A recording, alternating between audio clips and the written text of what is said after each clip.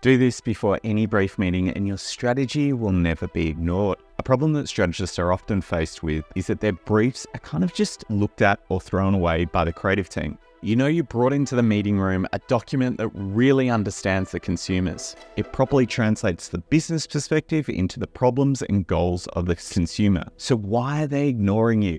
If you've crossed off the possibility that your creative brief just kind of sucks, you probably forgot to do this one thing. That's why in this video, I want to talk to you about the importance of that meeting you have with the creatives before the creative briefing.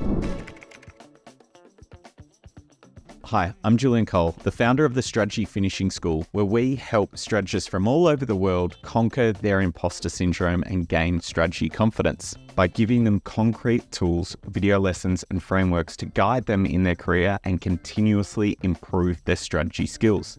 The creative brief always has one audience, and that is the creative team. So if I've learned anything over my years of experience, it's that you need to adapt your approach for your creative director who is making the decisions. I learned this the hard way. When I worked at BBDO, there were over 38 different creative directors. It was fast paced, I'd be thrown onto a new client, a new pitch, and I'd need to adapt my approach within minutes, depending on what type of creative director I was working with. To simplify this concept, I'm going to introduce you to the two types of creative directors, the detectives and the artists. The detective creative directors are usually really good with words. They're usually ex-copywriters and they're just a little bit more business orientated. On the other hand, the artist creative directors are focused on the creative product and the end piece and tend to be ex-art directors. These are just generalizations to help you work out the type of creative brief and the type of briefing meeting you should be having with them. So don't worry too much if you can't figure out right now what type of creative director you're working with. When I was working at BBH, our creative directors tended to be a bit more of this detective type creative director. When we were working on PlayStation, they wanted to come along to the focus groups and they were so intent on knowing all the information they could. They were in there asking, fighting with us about every single detail on the creative brief. They wanted to make sure it was right. To fit the detective type even more, they were a copywriter before becoming a creative director. Detective creative directors are also what I call client brief runners. A lot of the times when you go to a pitch, you'll be briefed by the client at the same time with the creative directors in the room. Before you've even had a chance to brief them, detectives would have written their own type of shorthand creative brief. They're generally more critical of the role of strategy. These are the types of creative directors that are going to rewrite your creative brief. They're going to fiddle with your strategy up front. So if you're trying to sell them work, they'll be fiddling with the strategy behind it. Lastly, they're the type of creative directors that when they're trying to create work, they'll be the ones that are trying to write the big idea. So you'll often see they'll write the manifestos. They can visualize and connect the dots between different executions. Now, let's go to the other end of the spectrum, the artist creative directors. When I moved from BBH to BBDO, I found a lot more of this artist type creative director.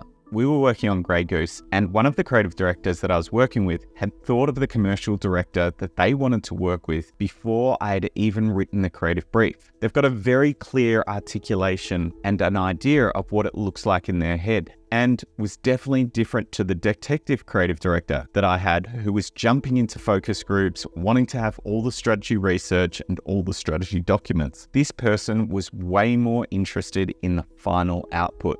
And so I see with the artist creative directors, the decks look beautiful. This is because they talk about the details of the execution a lot more. They use strategy to help them build up the big idea. So what they'll do is bring you, the strategist, in and say, hey, can you help me understand what's the connection between all these different pieces? The third trait they have is they don't usually speak with business language and they kind of want a simple brief. So don't overcomplicate things. Don't give them too many diagrams or frameworks. So those are the two very different types of creative directors, and you need to change your approach depending on which type of creative director you're working with, especially when it comes to the pre-briefing. There's a couple of steps in the brief development process. First, we've got the client brief. For the pre-briefing phase, we're going to research, write our brief notes or our different ways into the brief, then get to the final brief deck. Then finally, after all that, the actual briefing. These two types of creative directors mean two different audiences for the brief. I always recommend bringing the detectives in earlier. Bring them in early into the research. Build the plane with them. Whereas the artist, bring them in a little later. That's after you've got your version of the creative briefs written already. Let's talk about the research phase and the detective types. What you're trying to do is build the trust between the two of you. Bring in your research notes, share scraps of thoughts with them, but no decks that already look fun. Or categorize your thoughts and talk to them about the key pieces, the consumer problem, the insight, and the solution. Lastly, have one thought that you want to beat. This could be the benefit ladder or the get who to buy. The goal here is to give options and thoughts that you want them to build off. After research, now onto the brief note pre-briefing phase, where you want to bring in the artist type creative director. You want to stay aligned with them before the actual briefing, but only bring them in once your thoughts are more solidified and more thought out. So what I do is I give them 3 brief notes, which is the get who to buy, where you provide the problem, insight, solution, and potentially the goals. Lead them to what you think is the strongest and also what do you want to highlight. Have an agreement about this because during the presentation, you want to bring to life in the most tantalizing way possible the key pieces you want to highlight. Last but not least, air your concerns. Make them feel invested and bought into the process, not just the end output. I've had briefs for 3 months, 4 days, or even just 24 hours, but I'm not telling you how long a creative brief should fit because everyone's got different timings. But in terms of percentages, you want to be bringing in the detectives in 50% of the way through, the artist 75% of the way through, and if you can do these meetings in person, do it.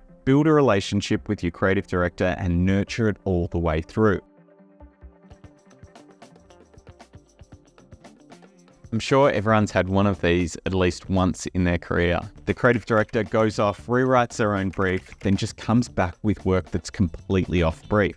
The one thing you can do to stop that is what I call hunch flushing. In the pre-briefing, always end the meeting with, is there anything else you want me to research? The creative director always has a couple of hunches of work they're thinking about and seeing. By asking hunch flushing questions, you'll be able to catch those and work out if that's right or wrong before they get too far down the line. It'll get you ahead if there is either a potential dead end or a lot of the times a new way into the problem. Always do this in the pre-briefing meeting. I suggest this to everyone. Identify what type of creative director you're working with, a detective or artist. This is going to help you through the whole process. Check out my upcoming free workshop at strategyfinishingschool.com where we discuss and do Q&As about different topics that might be of interest to you. If you want lifetime access to the teaching and strategy, check out the full master course where I cover 13 modules from strategy fundamentals, brand strategy, comms planning, and so much more. It has helped thousands of strategists double their salary, land their dream strategy roles, and continuously improve their skills. Thanks to the school's content, and you can sign up right now.